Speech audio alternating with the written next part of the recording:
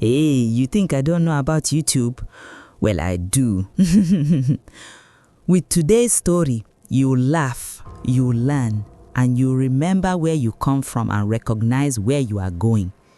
The elders say, what the old sees while sitting, a young cannot see even from the top of a tree. So come now, listen well and let the story speak to your spirit.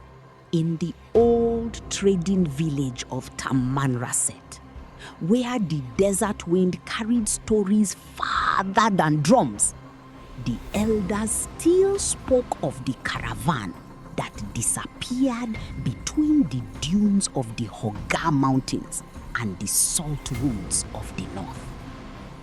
Even now, when goats refused to sleep and camels groaned at midnight, mothers would pull their children closer to the fire and whisper, "Do not laugh at the desert.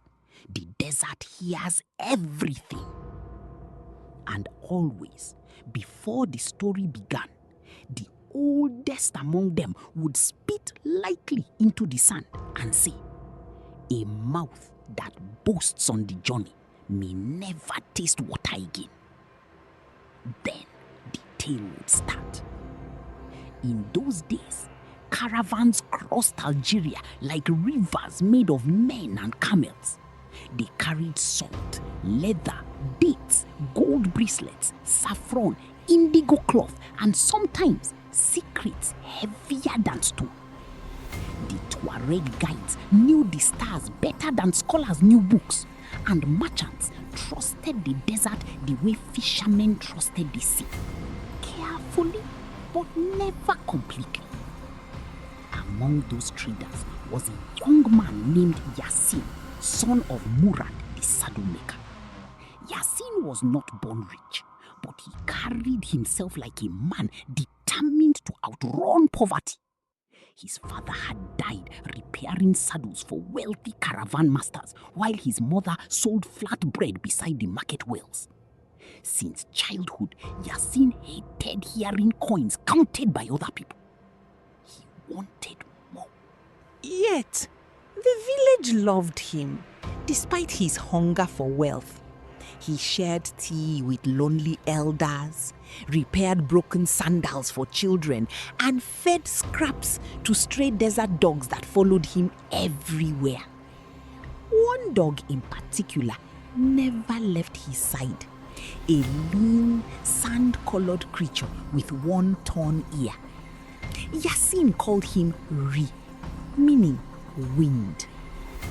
Why keep such an ugly animal? People asked. Yacine would laugh. A loyal dog is worth more than a smiling merchant. Still, there was another side to him. He envied rich men too easily. He listened too carefully whenever traders spoke of hidden routes and forgotten treasure wells. And envy, as the elders say, is a seed that drinks blood instead of water. One autumn evening, when the sky turned red like pomegranate skin, a caravan arrived from the north. The camels were exhausted, their knees trembling. Their leader was a heavy-voiced merchant named Bashir el-Khaldi, a man whose robes smelled of amber and whose fingers glittered with silver rings. Bashir was famous across the caravan routes. Some called him generous, others called him dangerous. The two often eat from the same bowl, the elders would say. Bashir announced that he was preparing the largest caravan of the season. He would cross the deep desert toward hidden trade routes near the Mali border, carrying rare goods that would make every man rich before winter. At once, young men crowded around him like flies around honey. Yacine listened silently. That night, under the acacia trees, Bashir sat beside Yacine's fire, drinking mint tea. "I hear You know the southern stars, Bashir said. A little. I hear you can calm angry camels. They listen better than humans. Bashir laughed deeply. Good. I need men like you. Yacine's mother overheard this and her face tightened with fear. After Bashir left, she whispered, "Do not go." Why? That man's caravans lose too many people. Yacine frowned. The desert takes men every year. No, she said softly. The desert takes some. Greed takes the rest. But poverty is louder than wisdom when the cooking pot is empty. 3 days later, the caravan departed. 42 camels, 17 men, 2 women traders from Gadaya,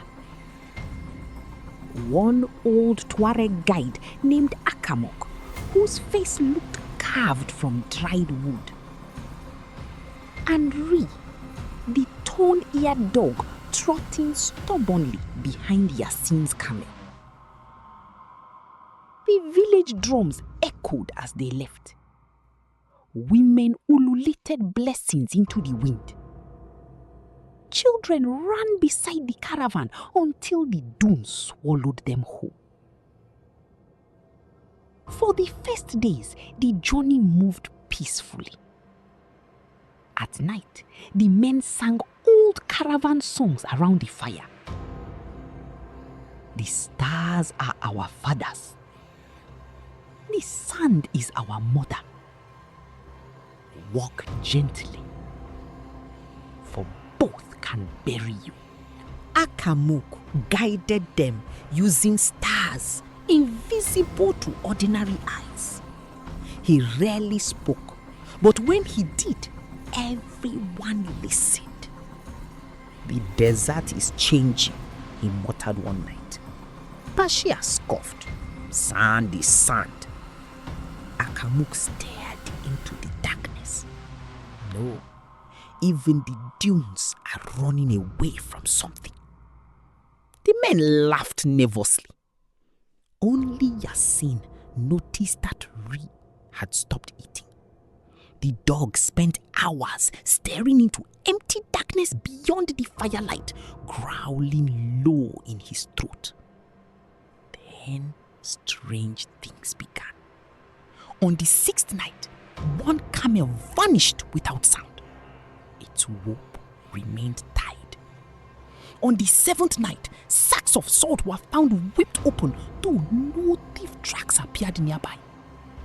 On the 9th morning, one trader swore he saw lights moving between distant dunes long before dawn. Bandits, one man whispered. Spirits, said another. Akamuk shook his head slowly. Neither. But he refused to explain further. Fear entered the caravan like sickness. Even Bashir became restless. He doubled the night watch and forbade anyone from wandering alone. Yet, greed still ruled him. We are close now, he kept saying. Close to witches greater than kings. Yacine noticed something else. Bashir carried a small iron key around his neck and guarded a heavy wooden chest more carefully than food or water. One night, while most men slept, Yacine overheard Bashir speaking secretly with 2 hired guards. The others need not know, Bashir whispered. Once we reach the black cliffs, we take the chest and leave them. And if they resist, Bashir's voice hardened. The desert buries complaints quickly. Yacine felt ice spread through his stomach. So his mother had been right. This caravan was never meant to return whole. Before dawn, Yacine approached Akamuk and revealed what he had. The old guide closed his eyes for a long time. Finally, he said, "There is something Bashir searches for. Something older than trade." "What?" "A French military cache." Yacine blinked. Akamuk spat into the sand. During the colonial wars, soldiers hid gold and weapons deep in the desert after rebels attacked their convoy. Few survived. Those who searched later never returned. Because of bandits? Akamuk's voice lowered. Because men become monsters when gold sits beside thirst. The next day, tension grew heavier than the heat. Two guards began watching the others constantly. Bashir no longer smiled. And the caravan route changed westward into a region Akamuk clearly hated. Even the camels resisted. Animals know what humans ignore. That evening, a sandstorm rose without warning. The sky darkened like smoke. "Down!" Akamuk shouted. Men wrapped cloth over their faces as the desert roared alive. Camels screamed, wind struck like fists. Sand swallowed sound itself. Yacine clung to Ri and covered the dog with his cloak. Then, through the storm, he heard gunshots. Not one, many. When the storm finally weakened near dawn, silence fell across the dunes. Half the caravan was gone. Several camels lay dead. One guard had a knife buried in his throat. And Bashir's chest had disappeared. Panic exploded. Bandits attacked. No, men fled.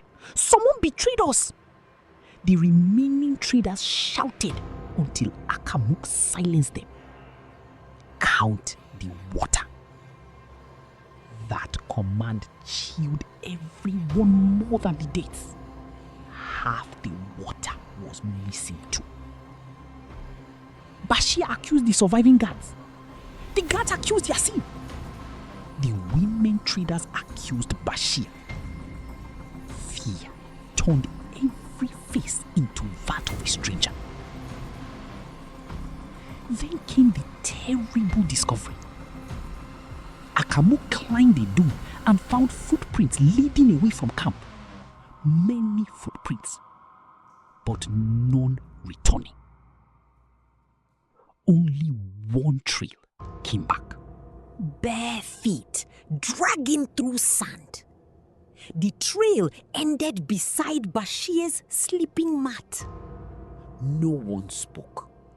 Even the wind seemed to retreat. Bashir's eyes darted widely. Someone is trying to curse me! But suspicion had already spread like fire through dry grass. That night, nobody slept. Near midnight, Ria began barking furiously toward the darkness. Then they heard it. A bell. Far away. Camel bells. Yet no caravan should have been near. The sound drifted slowly around them, circling. Closer. Closer. One trader lost his mind completely. He ran into the dark, screaming prayers. They never saw him again. By morning, only 8 people remained. And still, the bell echoed echoed sometimes beyond the dunes. Akamuk finally revealed the truth. Years ago, he had guided a French convoy carrying stolen gold and weapons taken from villages during the resistance war. Rebels attacked them near the Black Cliffs. Many soldiers died, but before dying, the commander hid the treasure. Bashir had discovered an old map. He promised me payment if I guided him back, Akamuk admitted bitterly. But greed is a scorpion.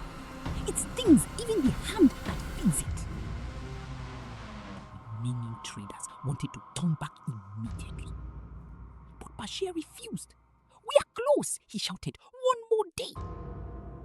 And if death waits there," asked one of the women. Bashir's face twisted. "Death waits everywhere." The caravan moved again. Smaller now, quieter than Mona's. By sunset, they reached the Black Cliffs. There, half buried beneath stone and sand, stood rusted military crates. Bashir laughed like a starving man finding bread. "Riches!" he cried. The men rushed forward, digging wildly. Inside the crates were gold coins, old rifles, jewels, and stacks of silver bars blackened by time. For one shining moment, fear vanished. Men who had been accusing one another minutes earlier suddenly smiled together. Greed reunited them faster than love ever could. But the desert was listening. One of the guards grabbed a rifle. "I take my share first." Another man pulled a knife. Voices rose. Bashir reached for his pistol. Then, gunfire exploded. Chaos erupted between the cliffs. One trader fell instantly. Another stabbed a guard before being shot himself. The women screamed. Camels bolted into the dunes. And in the madness, Bashir seized a sack of gold and tried to flee alone. But greed blinds faster than darkness. He stepped backward onto loose rock. The cliff edge broke beneath him. Yacine watched Bashir disappear into a narrow ravine below, his scream swallowed by stone. Silence followed. Terrible silence. Only 4 people remained alive now.